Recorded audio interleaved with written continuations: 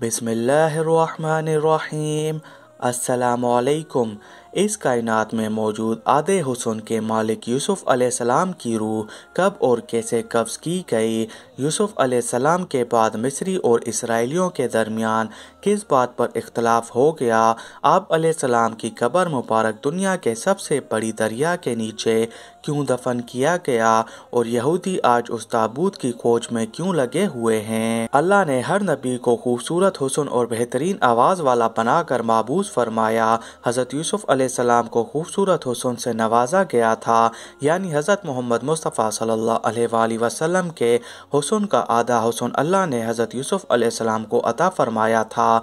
हज़रत यूसुफ अलैहिस्सलाम का किस्सा कुरान मजीद में मौजूद तवील किस्सा है कि किस तरह सौतेले भाइयों ने आपको हसद के बिना में कुएं में फेंक दिया, आपको मिस्र के बाजार में बतौर गुलाम बेच दिया गया, अजीज़ मिस्र की बीवी ने आपको जेल में कैद करवा दिया। लेकिन इन तमाम मसाइब व मुश्किलात और आजमाइशों के बावजूद हज़रत यूसुफ अलैहिस्सलाम एक दिन मिस्र के ताकतवर हुक्मरान के ओहदे तक पहुँच गए।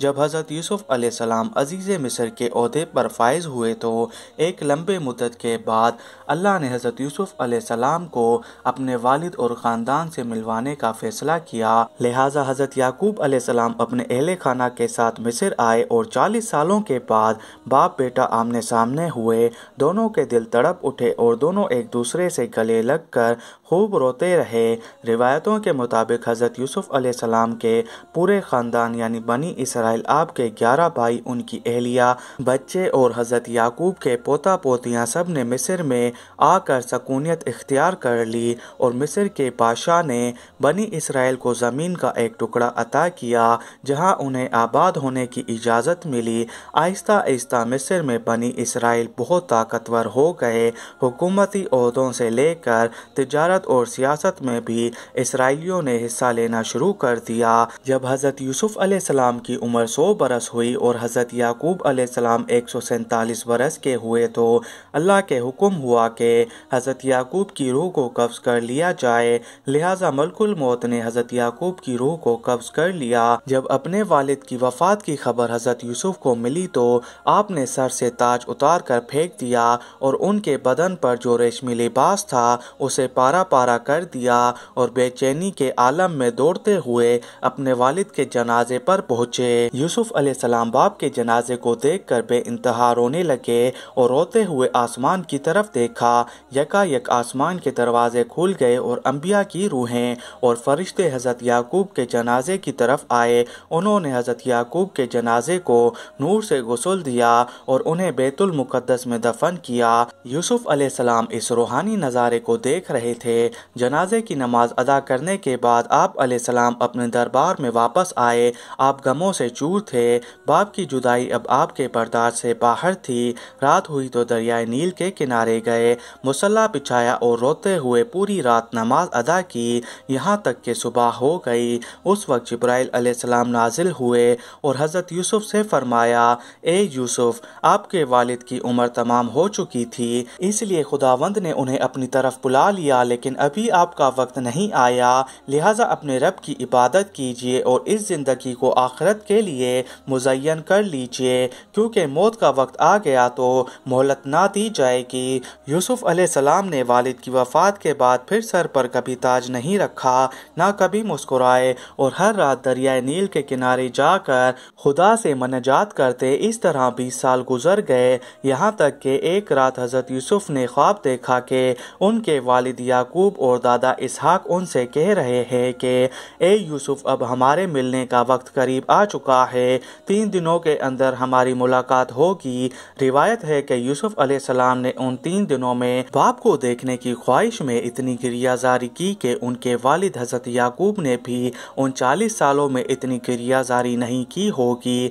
बस तीसरे दिन मलकुल मौत आए और यूसुफ अलैहिस्सलाम से फरमाया, گیا، اے یوسف آپ کی مدت ختم ہو چکی ہے اور آپ کے ابا و اجداد آپ کے منتظر ہیں۔ لہٰذا یوسف علیہ السلام نے سر تسلیم خام کیا اور ملک الموت نے ان کی روح قبض کر لی۔ جب یوسف علیہ السلام کی روح جسم سے جدا ہو رہی تھی تو بھائیوں نے غریہ زاری کرنا شروع کر دیا۔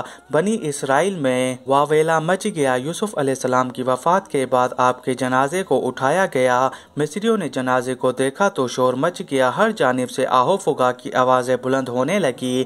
اب مصریوں کے ہر قبیلے اور گروہ یہ چاہتا تھا کہ یوسف علیہ السلام ان کے علاقے اور زمین میں دفنایا جائے تاکہ ان کی بستی میں خیر و برکت ہو۔ ایک گروہ نے کہا یوسف نبی کو کینان کے دروازے پر دفن کیا جائے، کچھ نے کہا کہ کسی اور جگہ۔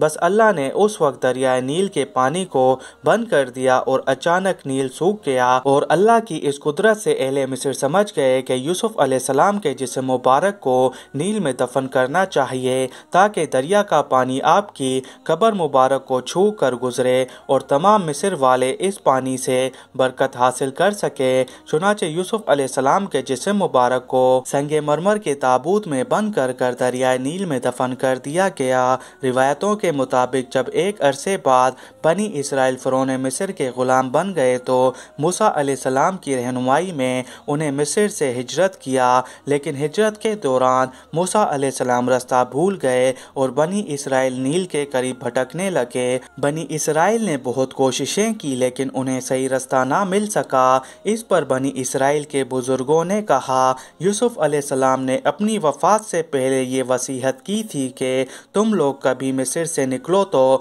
میرا تابوت بھی اپنے ساتھ لے جانا، لہٰذا جب تک آپ یوسف علیہ السلام کی لاش مبارک کو اپنے ساتھ نہ لے جائیں گے رستہ نہیں ملنے والا۔ اس پر موسیٰ علیہ السلام نے پوچھا کیا تمہیں پتا ہے کہ یوسف علیہ السلام کی قبر کہاں ہے؟ اس وقت ایک بوڑھی عورت کے سوا بنی اسرائیل میں کسی کو نہ پتا تھا کہ وہ تابوت کہاں ہے، لہٰذا وہ بڑھیا حضرت موسیٰ علیہ السلام کو ایک جھیل کے پاس لے گئی جس کے پانی کا رنگ عجیب و غریب تھا۔ بڑھیا نے کہا کہ اس کا پانی نکال دو۔ جب ایسا کیا گیا تو زمین نظر آنے لگی، لوگوں نے وہاں کھدائی شروع کی، جس کے بعد ایک قبر ظاہر ہوئی جس میں وہ تابوت موجود تھا۔ موسیٰ علیہ السلام نے اس تابوت کو نکالا اور آگے کے راستے طے کیا تو آپ کو راستہ مل گیا اور موسیٰ علیہ السلام نے فلسطین پہنچ کر اس تابوت کو کسی خفیہ مقام پر دفن کر دیا۔